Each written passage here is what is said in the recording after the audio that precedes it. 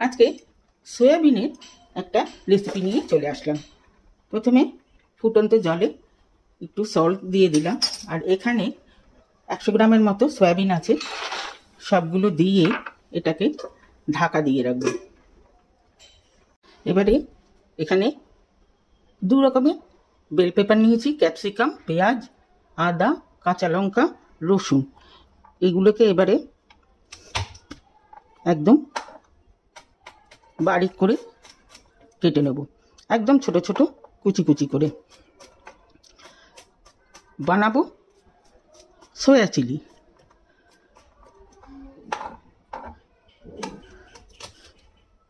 এইরকমভাবে কেটে নিলে জলদি হয়ে যায়।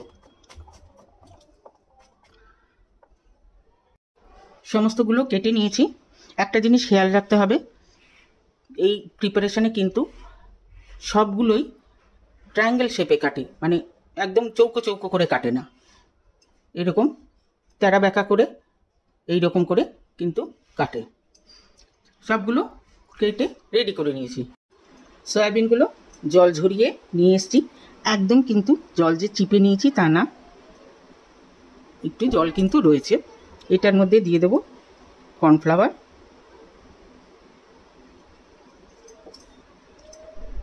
দেব একটা ডিম,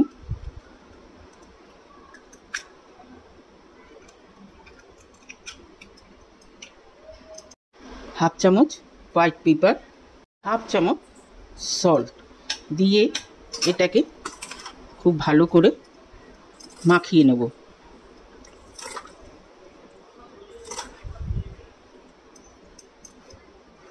এবারে একটা মিক্সচার বানিয়ে নেব। এখানে নিলাম 1 চামচ কর্নফ্লাওয়ার পাউডার, 1 টেবিল স্পুন। দেব এটাতে অয়েস্টার সস,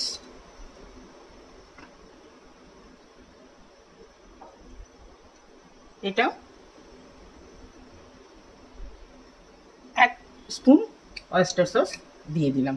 এবারে দিলাম সয়া সস, এবারে দেব ভিনিগার। এইটাকে মিক্স করে রেখে দেবো। এবারে কড়াইতে সাদা তেল দিয়ে দিয়েছি। এই সয়া চামচগুলো আস্তে আস্তে ভেজে নেব।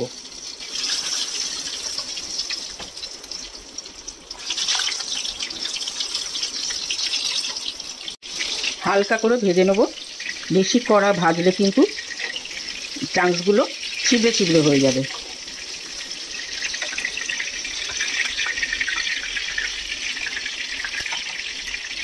তেলটা কমিয়ে নিয়েছি।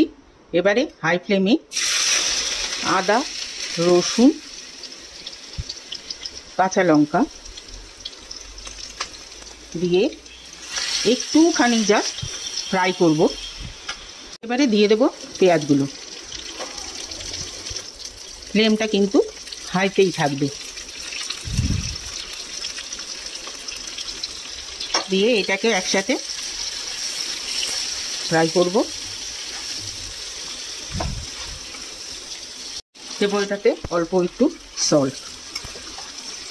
এবারে পেঁয়াজটা হালকা ট্রান্সলুসেন্ট হলেই এই ক্যাপসিকাম আর বেল পেপারগুলো দিয়ে দিলাম।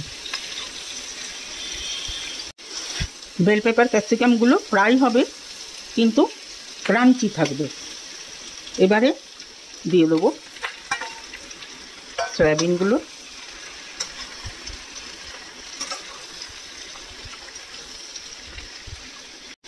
এবারে এই মিক্সারটা এটার মধ্যে দিয়ে দিলাম।